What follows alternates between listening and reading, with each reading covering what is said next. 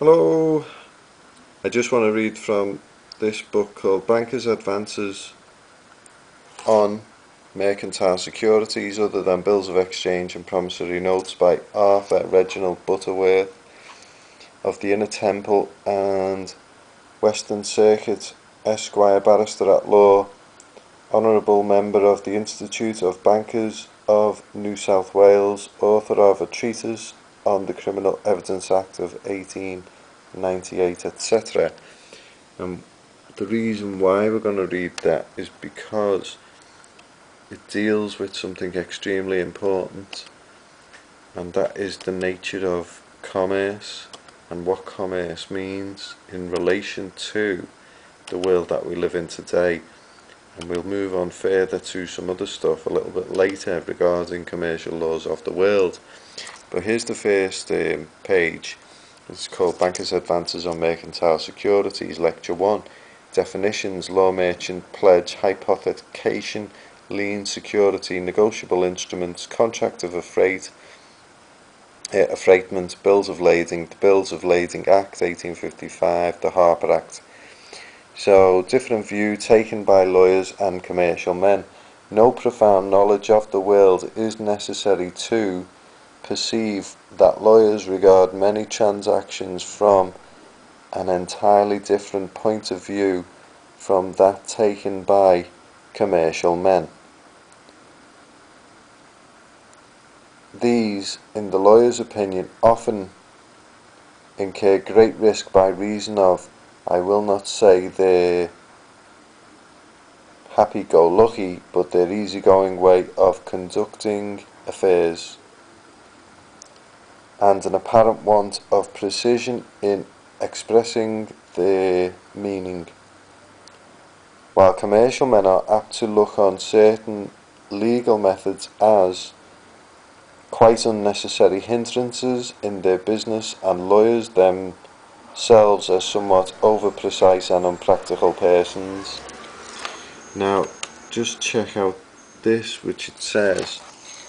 This is on law merchant. First, let us see what is meant by the law merchant in commercial cases concern it coming before the courts. Frequent mention is made of the law merchant. Now, it is mentioned in some of our very old as well as in some of our late statutes. For instance, in several statutes of Edward III passed in 1353, and also in the Bills of Exchange Act of 1882, which preserves, with respect to bills of exchange, promissory notes and cheques, the rules of common law, including the law merchant, save insofar as they are inconsistent with that act. The law merchant, or custom of merchants, as it is often called, is founded on the lex mercatoria, which is Latin for law merchant, or general body of European usages in matters relative to commerce, and it applies to mercantile matters principles different from those which our common law ordinarily recognises, but which have, in the course of time, been gradually adopted by our law.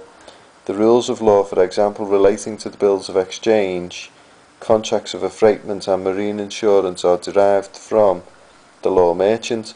The negotiability of bills of exchange and promissory notes is entirely derived from that law. Formerly, at common law, the right to sue for a debt could not be assigned by one man to another, but if a bill of exchange were accepted for the debt, the law merchant enabled the creditor to assign his right to sue by endorsing the bill. We shall have occasion to notice other rules of the law merchant in the course of these lectures.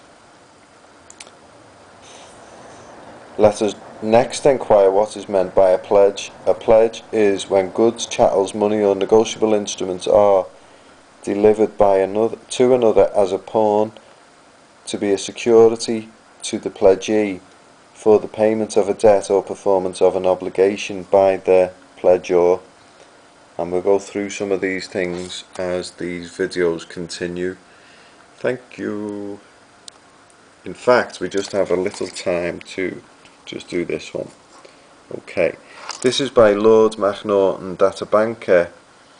So very careful to avoid risk, would soon have no risk to avoid, because no one would do business with him. But it is never superfluous to remark. No, let's leave it at that, and I'll just check up on this. See you later.